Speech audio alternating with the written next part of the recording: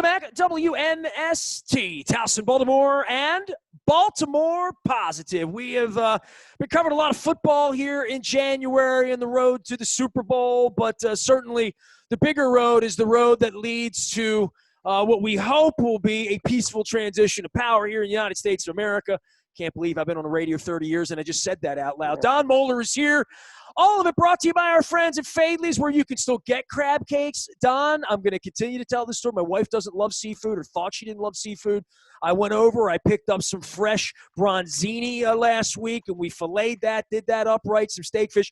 And, of course, I brought crab cakes home. And here's the story. During the game, she starts to make a crab cake for me, literally second quarter. And I came over, and the crab cake was missing a little corner of it. And I'm like, you don't like crab cake. And then she opened her mouth and she's eating the crab cake. She said, that's pretty good. And I'm like, all right, I'm moving her. So Fadley shipped those crab cakes.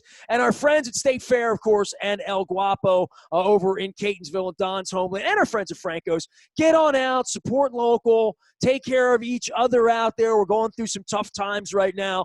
Don, this is going to be a thrilling conversation. I mean, you've been the executive producer here at Baltimore Positive and booking some guests. I know it's been a while. You've been wanting to get Doug on for a long time.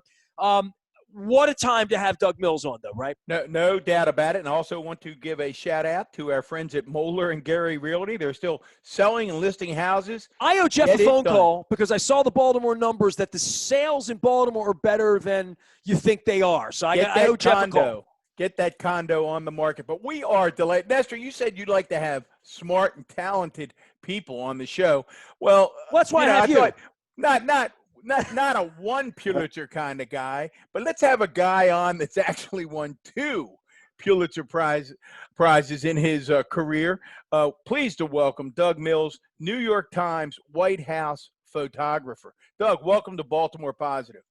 Thank you so much for having me, Don. Thank you. I really appreciate it, guys. So you're in D.C. How far does Baltimore feel from you? I mean, does it feel 38 miles or does it feel 3,800, Space Force miles at this point?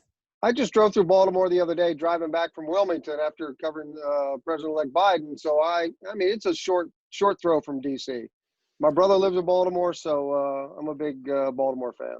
Doug, I grew up at the News American, and seeing the pictures. And I was the kid in 1984. They would run down to photography to come back with the picture that we were going to crop and like all of that, right? So I've been at this in camera wells at sporting events and Super Bowls, places you've been. But the places you've been, there's a whole different level of things that you've seen.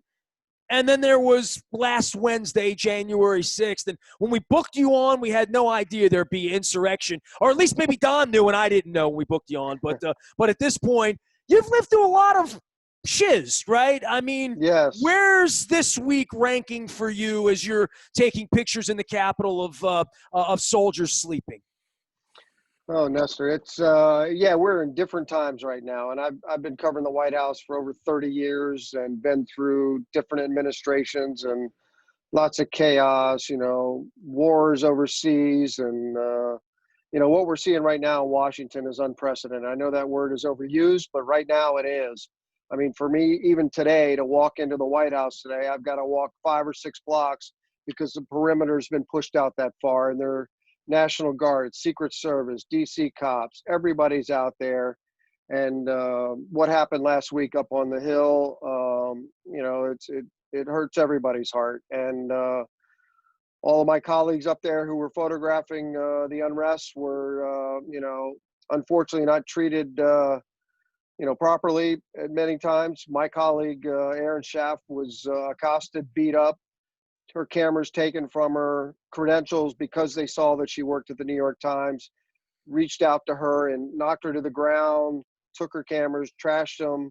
Other photographers were hit and kicked and so forth. So, it's tough being the enemy, and we are not the enemy of the people. And it's tough. And my heart goes out to all the photographers who were up there. I happened to be up with President-elect Biden at the time, waiting for him to make a statement. I believe it was going to be on the economy. And of course, as soon as this all happened, we're all glued to our phones and watching Twitter and looking at the unrest and talking to members of the Secret Service. who can't believe it either, that it's all going on back in D.C. So Are you tier yeah. one with Biden when you're in Wilmington? I mean, are you 10 feet from him? Or are you in inner circle taking pictures as the White House person? Or are you waiting for him to come to a podium at that point? I mean, do you We get were to see waiting him for a sort of podium. situation rooming? You know what I mean? Not in that situation. No, we were in a, and I think it's kind of a theater situation. It's a place that he goes to I now. saw I think it's Bryan called the Adams there. Queen. Yeah, I'm very Yeah, familiar. yeah, Yeah. yeah. The The Queen, Grand, I believe yeah. they call it. And so we were there waiting. 10 or 15 feet from him. And it ended up being delayed an hour because of so much unrest. And I'm sure they were waiting. Okay, how bad's this going to get? And then all of a sudden, once they stormed the Capitol, No, but stormed the into next the. president of the United States is watching this on television. You're watching this on television like the rest of us. You could Yeah. have been in it. You had a lot of friends, and we all had people in it. We all, I Oh, mean, we absolutely. just talked to Dutch 20 minutes. Nancy, who's been on the show, right? I mean, people that Right. were in it. I mean, I don't want to get political on how he's still the president, but after witnessing it, this next week is going to be a tough transition, and you're there with a lens to sort of capture this, and you don't know what this is going to look like, right? I do not. And I must say that I've covered all 4 years of President Trump's term. And we've had more access to him as a body of the press, as photographers. We've had more access than any president I've covered, but up until Election Day. And after Election Day, it's kind of really tightened.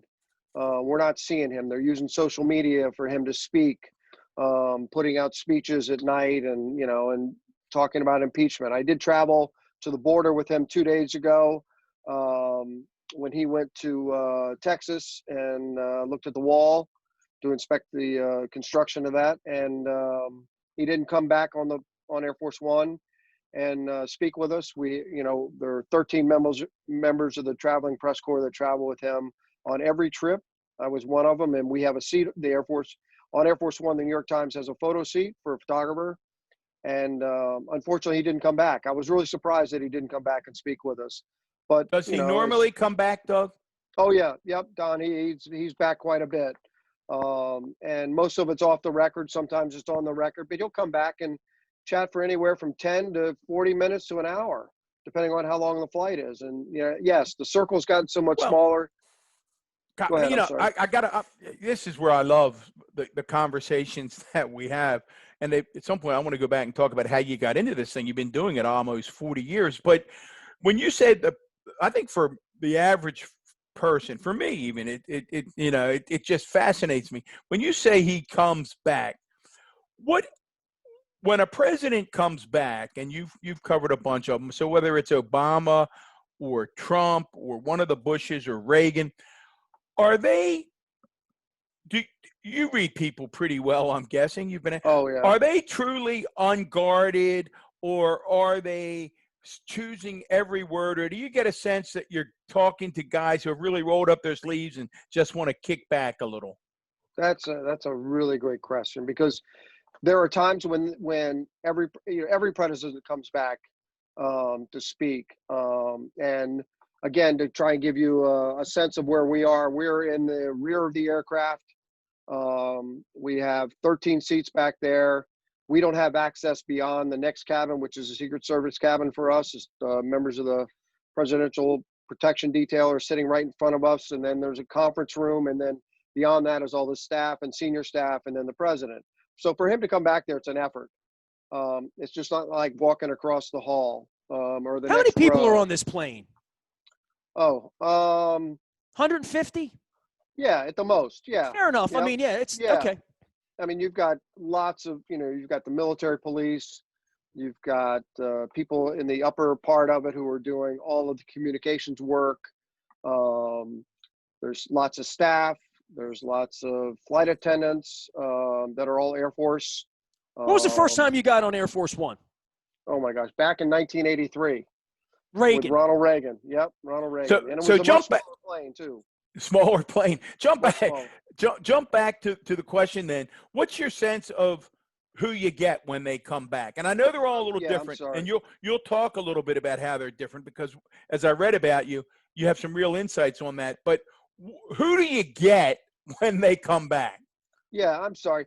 You're right. You normally get the president rolling up his sleeves and coming back and just chit-chatting. And, they can be holding a cup of coffee, a soda, ties undone. Sometimes, Obama would come back with his sleeves rolled up like that, and you just sit around and chit-chat. Clinton was famous for it. Clinton would talk an hour and a half easily. He'd start out talking policy and then start, into Arkansas sports and want to talk about the Razorbacks and stories about that. Reagan would come up with stories from California. Bush would talk about, Bush 41.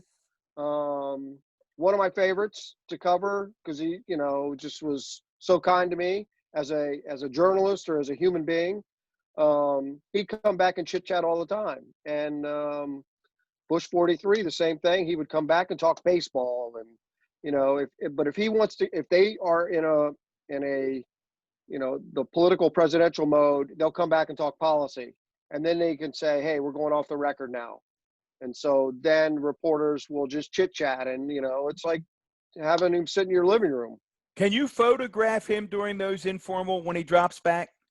Yeah, that's a really good question, Don. Yes. When it all depends. If it's on the record, yes, you can do it. Now, with President Trump, he would come back and talk so much, and he would walk back and say, hey, it's off the record. We're going off the record here. What the hell could he say that could possibly be off the record? That's what You got to wonder that right now. Yeah, I'm not allowed to tell you. He called you a genius, so I he Googled called me that on the record, though. That was on the record. He called you that. Wait a minute. Hey, on the record, are you a genius? Was he wrong about that too? No, I mean, depends on who you ask. Yes, there are people. What would your brother say? What would your brother say? My brother would absolutely say I'm a genius. Yeah. Well, absolutely. Jump back to 41, because one of the things I read, I know you have a fondness, but you read certain things and you go, I'll be. And one of them was you and 41 became horseshoe buddies. We did. Yeah. Ironically enough, we did. I mean, it sounds strange as hell, but yeah, he, one afternoon sitting in the press room, which we do all day, anywhere from 8 to 10 to 12 to 15 hours. And now that's an interesting existence because I've been there. Yeah. I mean, I avoided the mice and the bad coffee in the back and all that. The thing that struck me, it was at the beginning of COVID, is how small a space all of it is and how many of you. It reminds me of like Fenway Park for baseball, where it's just not built for it. It's not built for as many people. Yep. So you guys are sitting in there, and what? The president feels like playing horseshoes. Well, he had just finished. He had a pretty good routine on Friday afternoons. He would play tennis, and there's a tennis court out in the back, which is recently redone. But he would play tennis, and then one day he just happened to be walking back to the West Wing, and he stuck his head in the press room, and I happened to be sitting there, and he said to me, "Doug, hey, how's it going? What are you up to?" I said, "Well, sir, we're waiting on you. What are you up to?" He said, "Well, I'm going to play horseshoes. Do you know how to play?" And I hadn't thrown a horseshoe since I was probably, 8 or 9 years old. I said, "Absolutely, sir. Yeah." He said, "Well, find another photographer who knows how to play, and let's go. Come on, let's go play."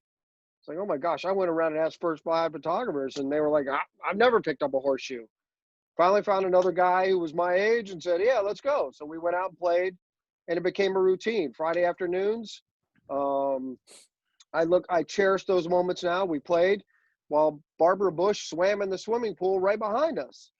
And he even invited me. And when we went up to Kenny Bunkport to one of the golf clubs that he played at, he said to me one day, "Maya, you guys must be bored while I'm playing golf." I said, "Yeah, we're just sitting over in the clubhouse." I said, "It sure would be nice to be playing golf or playing horseshoes." And he said, "Well, hell, I'll supply everything if you want to build it." So the club pro said, "Absolutely, you can build a horseshoe pit." So while he's out playing golf, he could hear us hitting the ringers, and hitting the pin. And sure enough, at the end of his golf tournament, he'd come over and play. Well, there's the title of your book. How George Bush turned me into a horseshoe player, right? Yeah, exactly.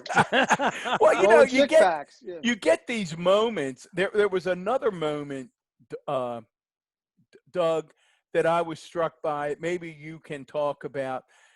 The horseshoe thing just struck me because it humanizes, and again, I'm not going to ask you to comment on this. It's an editorial comment. No, Wouldn't absolutely. be fair. But I can't imagine Donald Trump saying to you one day, "Hey, Ken, let's go, Doug, let's go play some horseshoes."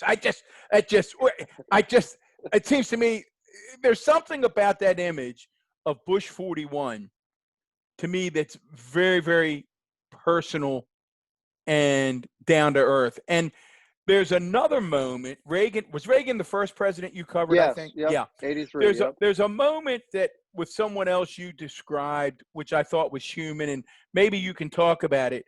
Was where Reagan came across you on a Christmas Eve night. Do you Yes. remember that? Because that struck me as very human also. He did. Yeah. It was a Christmas Eve night, probably in, I don't know, 85, 86. I'd have to go back and yeah, and I happened to be in the press room, the same place I was, years later when George Bush came in and asked me to go play horseshoes. It was Christmas Eve, and I happened to be working for AP, and I had the night shift, 3 to 11, and I was the only one in the room. And he happened to walk in. It was late in the evening, and he poked his head in the briefing room and looked at me and said, "What are you doing here? What's going on? Why are you here on Christmas Eve?" I said, "Well, sir, it's my shift, and the Associated Press covers the White House until midnight every day, and we have You might somebody do here." something. Yeah, exactly. And so he said, "Oh, that's terrible. You can't do that. Come on over. Let's go over and say hi to Nancy." So we walked over to the mansion to say hello to Nancy, and it was just one of those moments where you had to pinch yourself. And it's very humanized. I mean, luckily I've been involved in a number of those moments with different presidents. Every president, I could tell you, a few moments like that.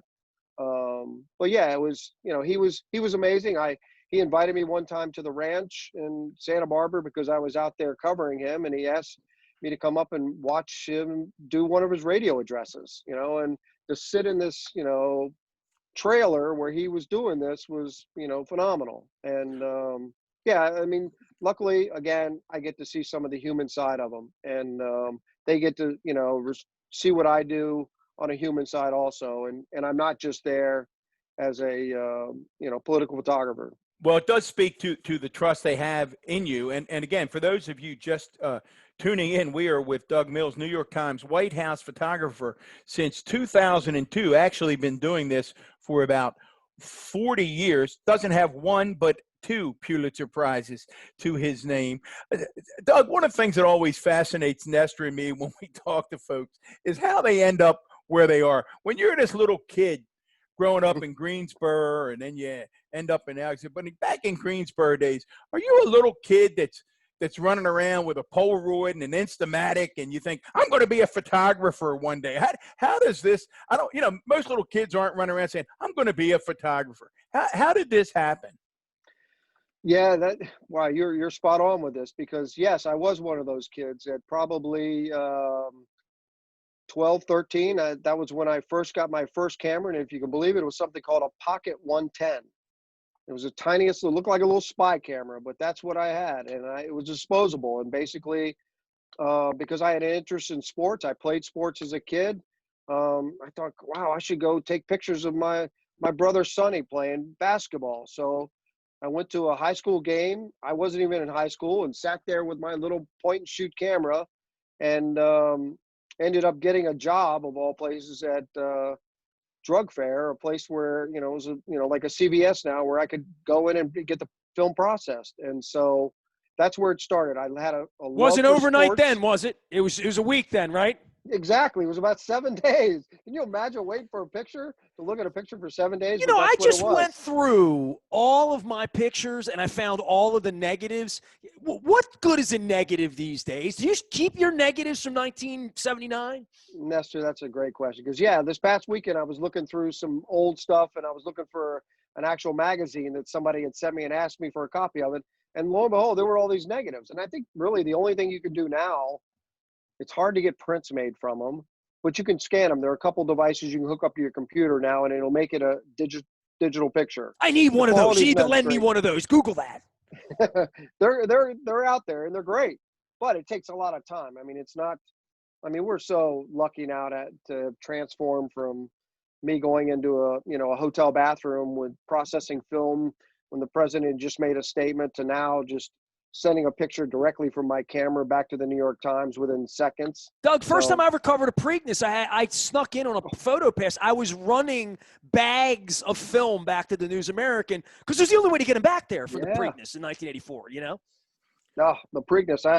I covered the Preakness for many, many years. I love that place. That was a great, you know. Yeah, the horse pictures race. you could use and the pictures you couldn't use, right? Exactly. Yeah, if you went to the infield, forget about it. That was just, you know, that was nothing more than eye candy and crazy people out there. It was never convicted. Doug, I want to ask you about Trump because were it's you out there? Sorry. just 100 times. Yeah, absolutely. Yeah, okay. Right. Well, it said working on my pass, but I wasn't working. I don't think. I want to ask you about Trump. He called you a genius and like all. I'm sure you know whatever that's worth. But 4 years of witnessing this to what happened last Wednesday. Put the American hat on and run us through because you're closer to the fire than any of us, quite frankly, have ever been with him. Yeah. I have covered him for 4 years, and he has called me a genius. He's called me out in front of world leaders and said, you know, he's brilliant. He's one of the best photographers in the world. Unfortunately, he works for the New York Times. And I've covered, you know, so much of his presidency. Seeing what happened last week, I've heard the rhetoric at all the, you know, rallies where he's, you know, attacked the press and attacked liberals and attacked the election results and everything like that. You've been to a lot of these rallies, right? My gosh, hundreds of them. Yeah, I mean, yeah, hundreds of them with all the COVID scares. I wear 2 masks like this, you know, at every rally. I wear glasses sometimes. Knock on wood, I haven't had COVID yet. Some of my colleagues have. Have you been assaulted? Assaulted verbally? Oh, many times. Never touched or you know, hit or anything like that. But people yelling at you and getting right in your face and, you know, yelling obscenities at you. And sometimes it's, you know, I've defended myself one of 2 ways. I either, depending on what the person or how old they are, I look at them. If they look around my age or a little bit younger, I'm like, stop. I would never come to your office and yell at you. I don't know what your job is, but I'm doing my job, and I would never come at your office and start yelling at you about what you do. So please respect that.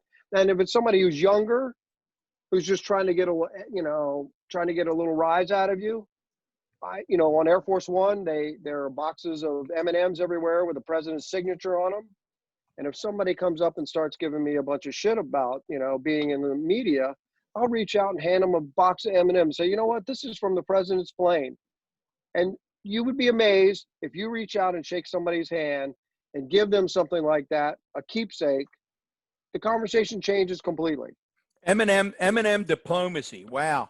Yeah, I mean, it's happened. I mean, I am now Instagram friends with a man who's probably in his 30s, who was a diehard Trump supporter and who was somebody who said, you know, I don't agree with your profession.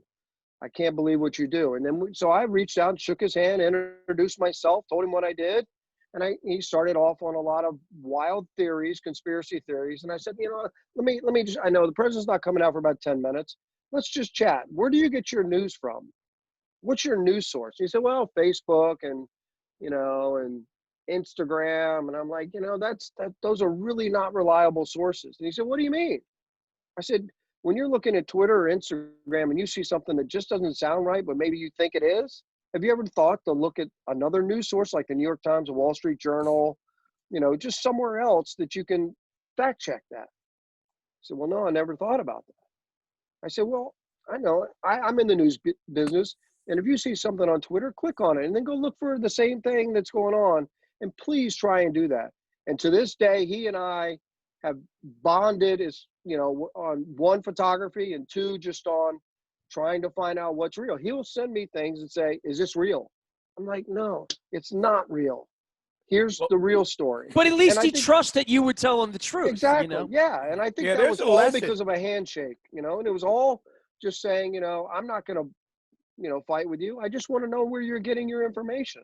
That gives me some hope, Doug, actually, and maybe more of what we need to do. And Nestor, that's going to have to happen. Yeah, absolutely. Yeah. And Nestor, your question leads to so many more questions. You asked Doug if he had been abused or threatened. Doug, couple of things. I'm going to go back to your colleague, and I Aaron, knew there was going to be right. so much to talk about. Who got the camera? Who got knocked down? Got the camera destroyed? When you said that, as a golfer, I'm thinking our golf clubs are pretty special. You know, we like our clubs. We don't like the rented set of clubs. And I'm thinking of your colleague whose cameras got smashed and kicked and ruined. Are your cameras and your colleagues' cameras, are they personal? When that gets destroyed, is that like, It's is that a part violated, of you? man. You're violated. Yeah, it is. It is our tool for life. I mean, this is it's in our blood. The tools that we carry around, the cameras that we carry every day, just having your credentials that has your name and your White House pass and your Senate pass. She had all of that destroyed and taken away from her. And that is, so disheartening. There were two photographers who found her in the hallway after this had happened. And of course, because there's so much chaos going on, she's now visibly upset, scared to death, and looking around like somebody else is going to get me. And she is not a tall woman, and she is not a muscular woman, but she has a big heart. And two photographers found her. Two male photographers came over and saw her and like, what happened? What's going on? Could tell that she was crying and why she was so upset. What happened? And they told her. And of course, the police came right over and told her, you need to get out. You're with them. Get out. And they tried to say, no, she is a journalist. And they were like, where's her credentials? They stole them. They stole her cameras. Look at her. We know her. We're vouching for her. And the Capitol Police grabbed her, took her over to another room and said, then please hide in here. You are not safe out here. And so those photographers took her into that room, and she stayed in that room. And how many stories are there like that? Wow. Right. Yeah, Literally. Yeah. That's just chilling. I mean, it's still terrifying. It is chilling. You're right. You're right. And terrifying. You know, you've been front and center, Doug, to so many amazing moments in history. And today we're just going to scratch the surface. Hopefully we can have you back. But the one when we were getting ready to have you on, I said to Nestor, I said, do you understand? Doug took the iconic photo of Andy Card leaning in to whisper to Bush 43 that the World Trade Center had been attacked. Take us back. And you were in the room when Biden, literally last week, which is why I asked, right? Yeah. I mean, you have been front and center on these situation room things, on right? these situations. So Yes. We're back at that elementary school. I always break it down that there's a pre-9/11 world and a post-9/11 world. You literally were there when those worlds divided. Take us back to that elementary school. Peter Baker calls you, I think, the most important journalist that the New York Times has in Washington. Wow. So that's high praise. That is high praise from Peter Baker, the chief White House correspondent. So you're there that day, the most important correspondent, as Peter Baker refers to you. Take Nestor, me, and our viewers through that morning with Andy Card in that photo. Well, I mean, it's probably one of the most memorable days of my career, and obviously one of the tragic times of our history. But yes, I was traveling with President Bush that day. He had gone for a jog that morning, and we were then headed to this elementary school where he was going to make remarks on No Child Left Behind. It was Education Week in the Bush administration, and the First Lady was actually going to testify at the exact same time on Capitol Hill. And we were in the motorcade pulling up to the school. And again, back then, we didn't have cell phones. I mean, there weren't a lot of mobile phones around. A couple of the White House staff had them. And the gentleman in front of us, Gordon Jandro, who was our press lead, got a phone call. And he was on the phone. And as we were pulling up, he's saying, how big a plane? How many people? And just talking about, what we could tell was maybe a plane crash. And he got off the phone and said, okay, keep me updated. So he turned around and he said, hey, there's been a small plane crash in New York City. Don't have any other details. Don't know how big the plane was, but, that's all I know. And again, we're going back to pre-Twitter, everybody having a cell phone. Obviously, there was a lot of cable television, but still, we didn't have a lot of that information going into the classroom. Went into the classroom, the president's in the front of the classroom reading to children, the teachers there, the students, they're playing little games and clapping and reading. And Andy Card, who I knew from Bush 41, walked into the room, and it was one of those moments like, wow, the chief of staff just walked into the room. Wonder what's going on, because that's a very unusual thing to happen. And having known Andy for 4 years before, and now during Bush's term, I looked at him. We made eye contact, and I was like, what's going on? And again, the room is filled with probably 20 or 25 members of the press, television, everybody's rolling. And I don't think many people looked at him the way I did to try and see what was going on. And he just looked at me and went, number two. I was like, well, number two, that doesn't mean anything. Peace? What's going on? So I, kept my eye on him as the president was speaking. And lo and behold, he walked up and leaned over and whispered in the president's ear. And the president looked completely stunned, as he should. And Which you captured. I mean, I got to say, Doug, I want you to keep going. Your picture captures that. Nestor just showed it. You captured that moment of the stunned look on the president's face.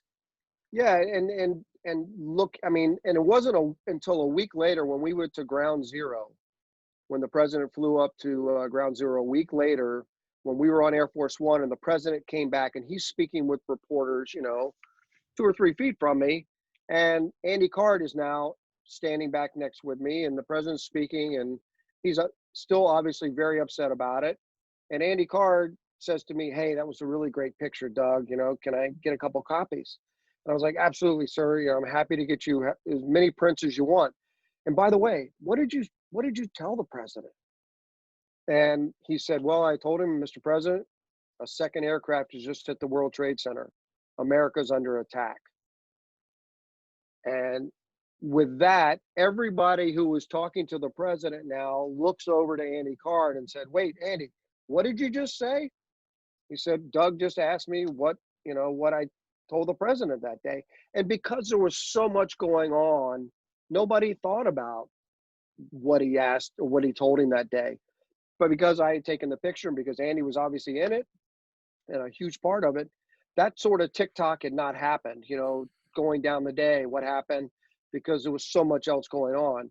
And, that story came out right away about what he had told him. And then, there was a lot more that came out, a couple books about it. And so, well, you were on that aircraft as well, flying back, right?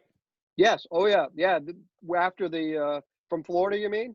Well, yeah, there was a lot of special security, right? Oh my gosh, yeah. I mean, we flew from Florida, and we got up in the air, and we were flying, and we're like, where are we going? And they said the president wants to go back to Washington.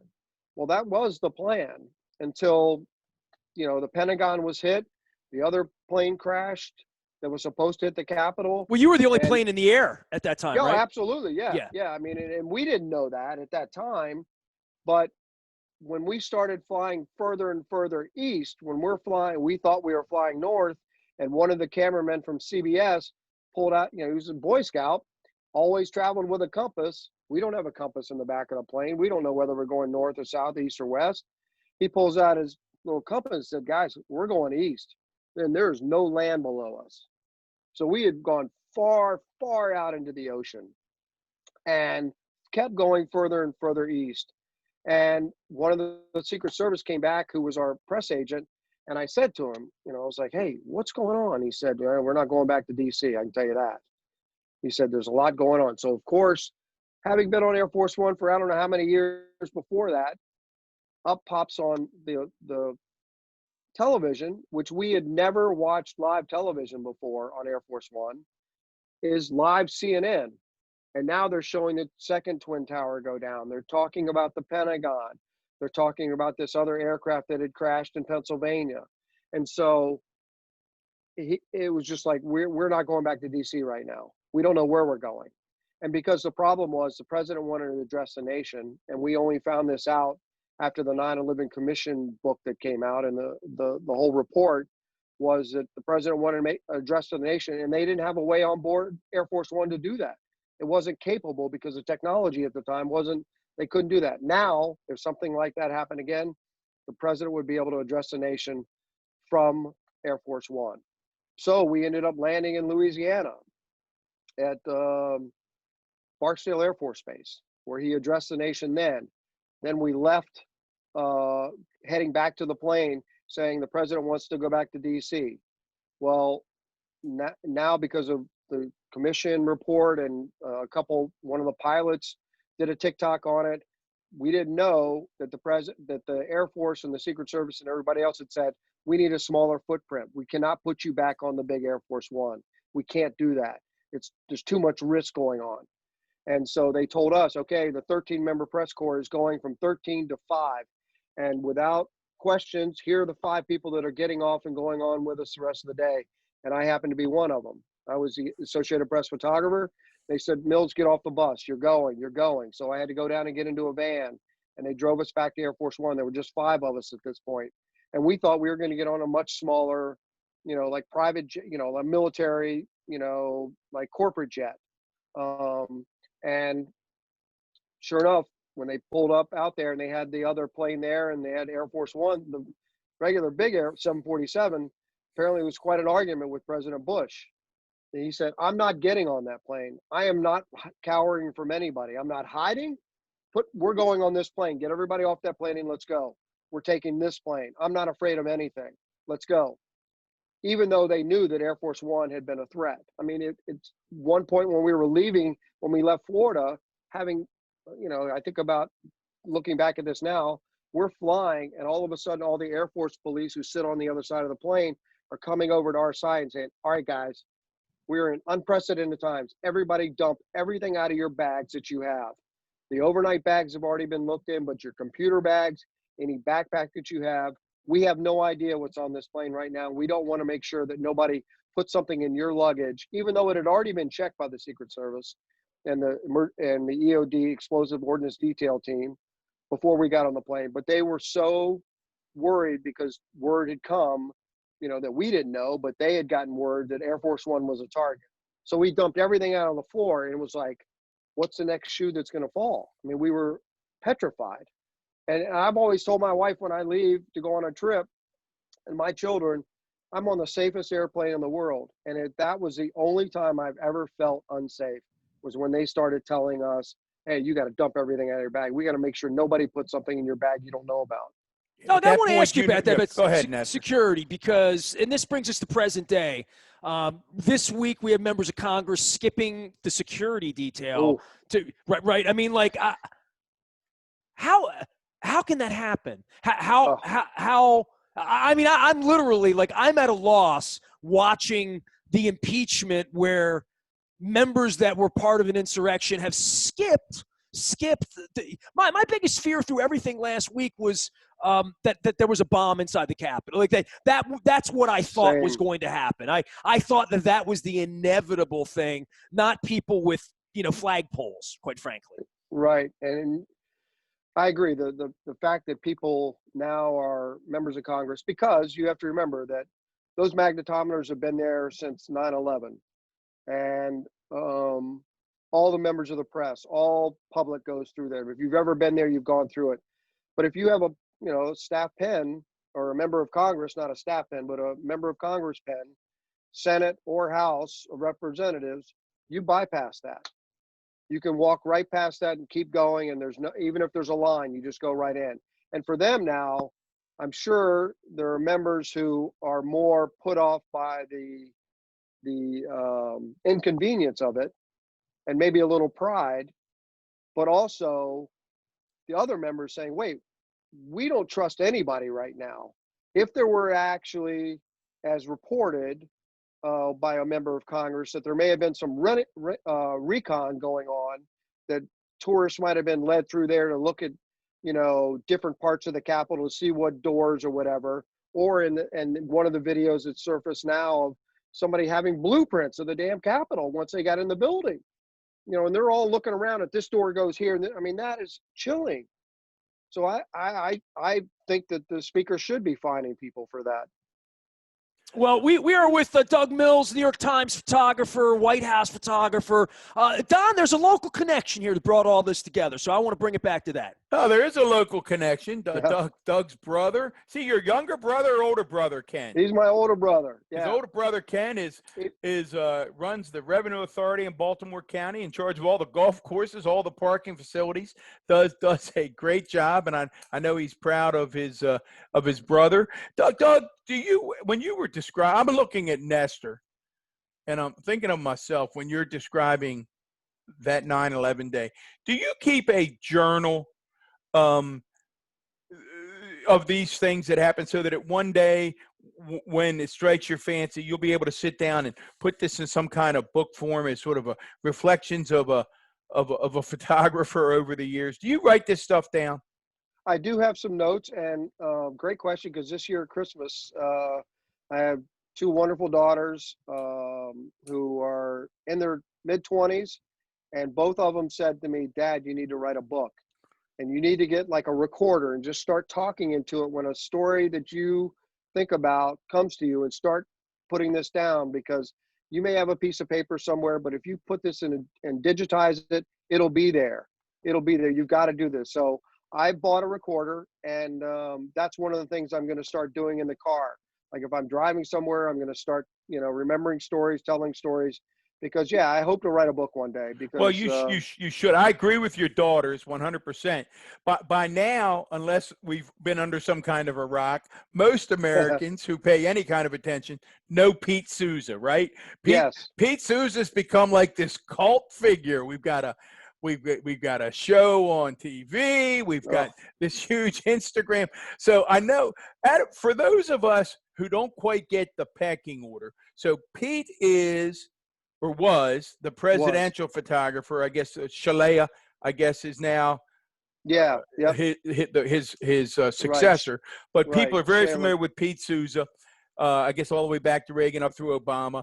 So Pete's the presidential photographer. You're the New York Times White House photographer. How does that work in terms of the interaction between you and Pete Souza?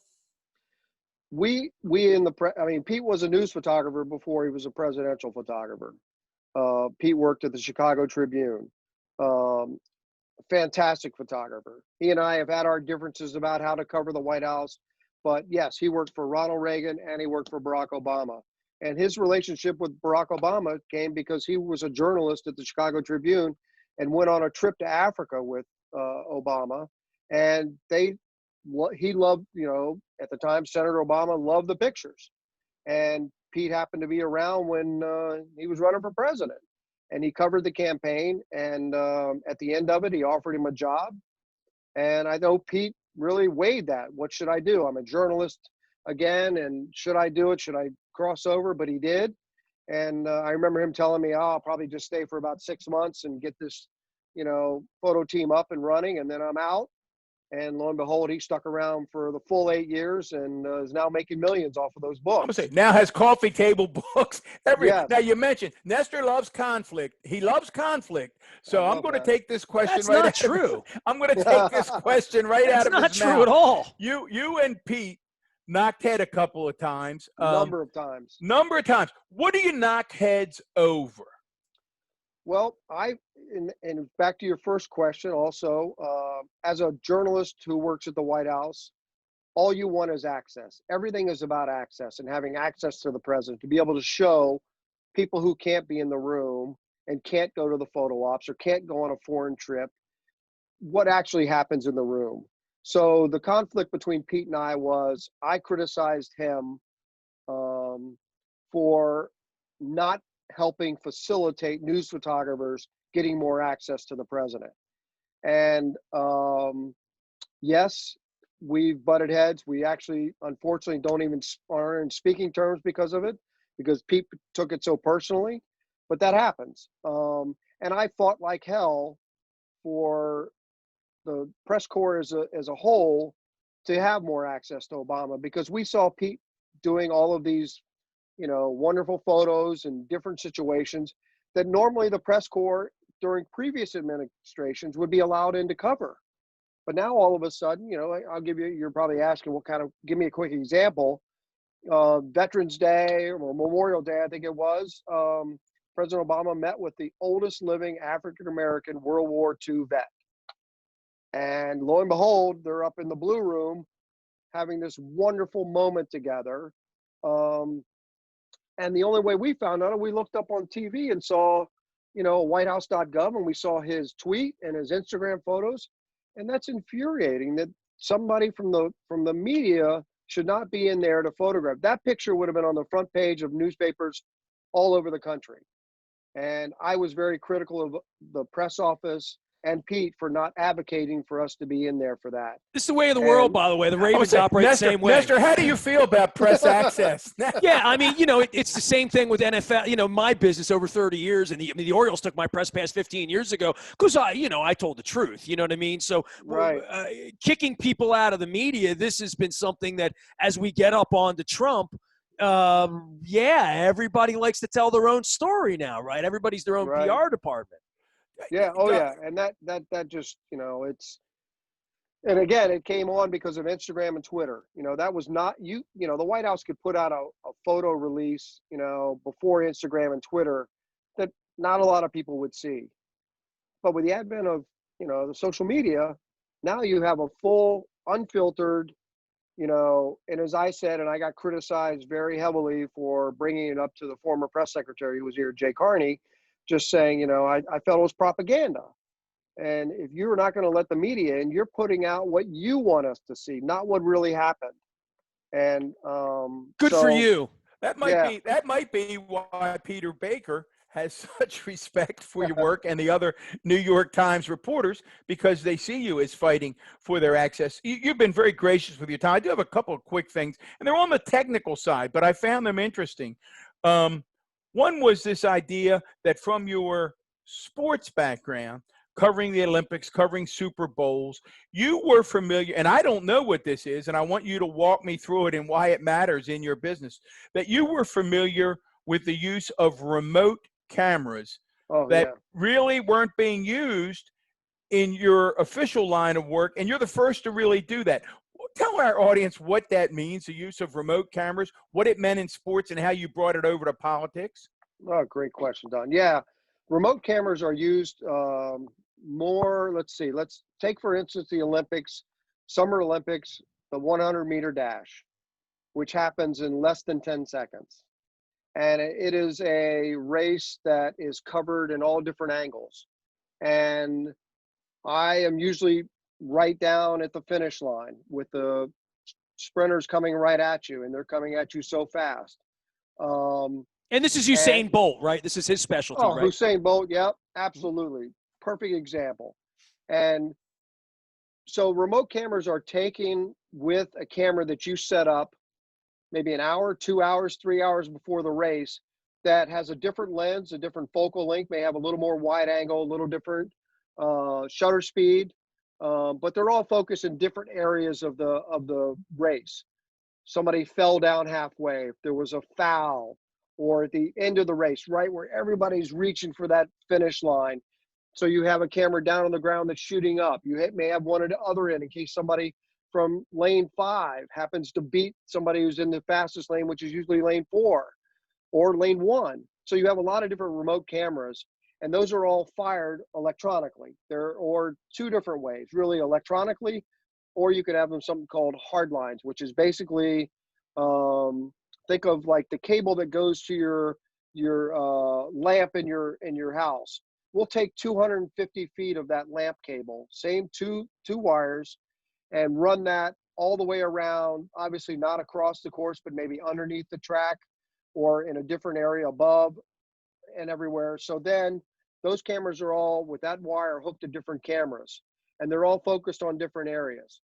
And you can either fire that with a thumb switch or a foot pedal, much like a drummer who's, got a foot pedal there hitting, the bottom drum. So that's how those are fired, and they're all fired at the same time as they come down the track. Now you can do it with Ethernet cable. Our cameras have a port that go in, and so when I hit this shutter on my camera that I'm holding, it fires all those other cameras that are pre-focused in different areas. So the technology's come a long way. So yeah, I found the remote cameras during sports to be so helpful to get different angles.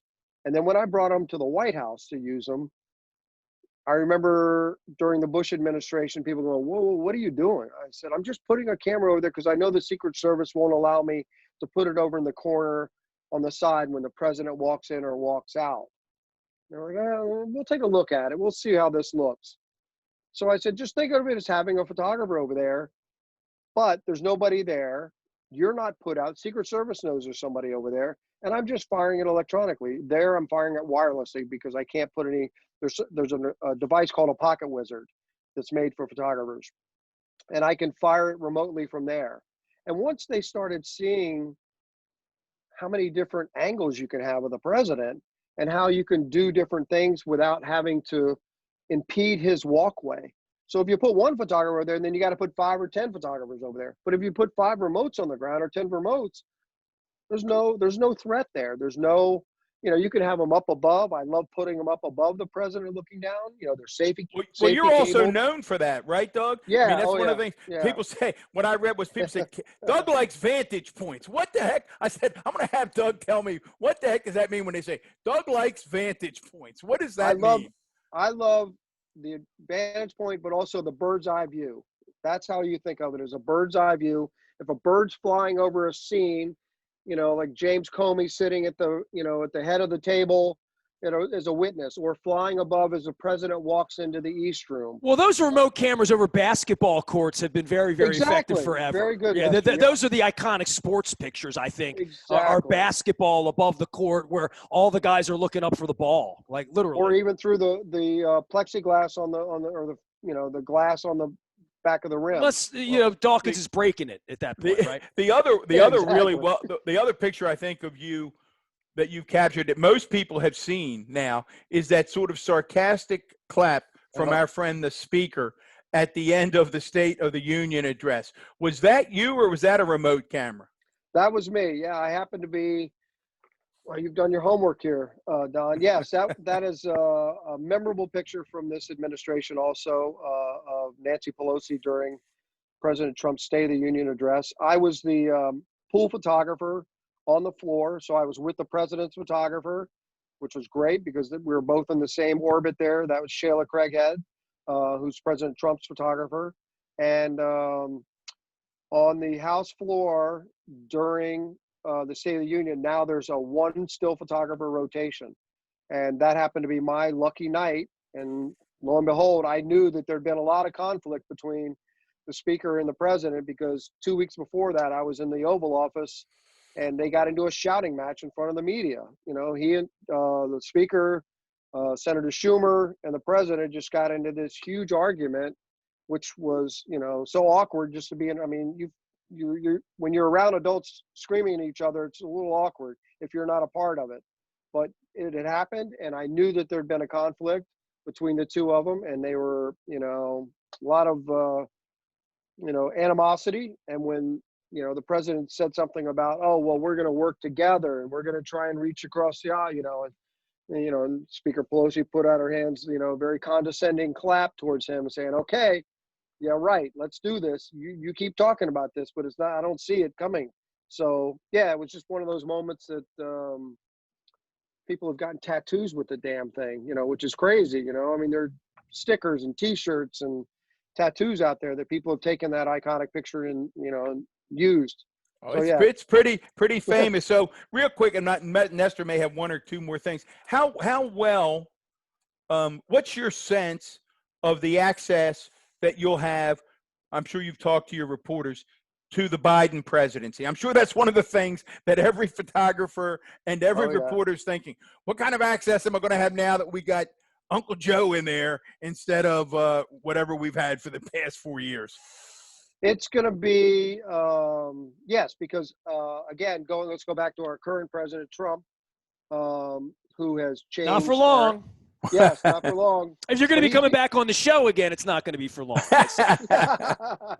Yeah, but we've had more access to him because he is somebody who loves to drive the narrative.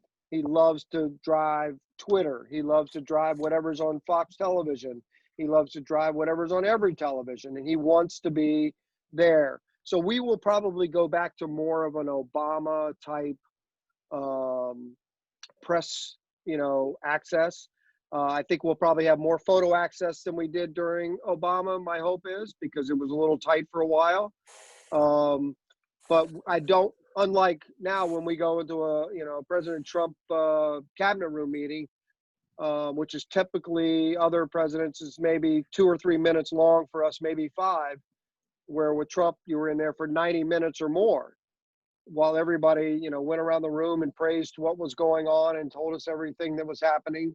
But yeah, I think that's a great question, because yes, we all are talking about, we hope to have more access to President Biden than we did to President Obama. So Nestor, what do you think? We need to have Doug back, you think? Yeah, Doug, we're going to get you back. And, at some point, we're going to take the gloves off and get the shot and the mask and, do all this stuff. We're not that far from D.C. So, at some point, we hope to get over this hump here. I hope you get some good pictures of some peaceful activities in the next 6 months. Absolutely. We don't have so much conflict that Don somehow thinks I like. I'm with you, sir. I'm with you. I hope we have a really smooth day. I'm so sad to hear the news about him not taking the train down now because of security reasons. I mean, I'm heading up to Wilmington this week to come back with President-elect Biden, and news came out that he's canceled that train trip, which is part of his, the fabric of him. I mean, he drove up, went up and down those rails for years when he worked in the Senate, and it's just because he wanted to come through Baltimore twice a day. That's all. Exactly. Yeah. Doug, I call this. Nestor's heard me say this on other shows today. I call the disruption of these inaugural events, from public access to the fact that the president, who was the senator from Amtrak, can't take the Amtrak down. This is truly, to me, Donald Trump's final finger to the country, I guess is the way I can say it. Yeah, and I understand from a security point that, trying to secure that much railroad is so hard, but yeah, it's really disheartening to know that people have actually put out some sort of physical threats or verbal threats about his transportation down here. And, it's a shame. Maybe he should just go from Baltimore to DC, fly down to Baltimore, drive to Baltimore, get on the train and take from Baltimore in. That would be great. I'm sure he'd have a great crowd in Baltimore for it. Well, we're living through some weird times. You'll be capturing it for the New York Times. Doug, we really appreciate you visiting with us. Thank you very, very much. Nestor, I'm happy to come back anytime, Don. Anytime you guys want me to come back, you guys are class acts. I'm happy to do it. One of us is, I'll tell you that. It's for you to figure that out. Former Baltimore County Executive Don Moeller, our friend. By the way, we have sat and talked to Dutch Rupersberger and all the Baltimore County executives. You're going to find that out at Baltimore Positive. What we have lovingly called Election Palooza, we're going to call Impeach-a-Palooza this week. So that'll all be available. And, of course, Ravens playoff. And at some point, we'll do some fake Radio Row thing before the Super Bowl 2 weeks from now. We are WNST.net, AM 1570, Towson, Baltimore. We never stop talking Baltimore Positive.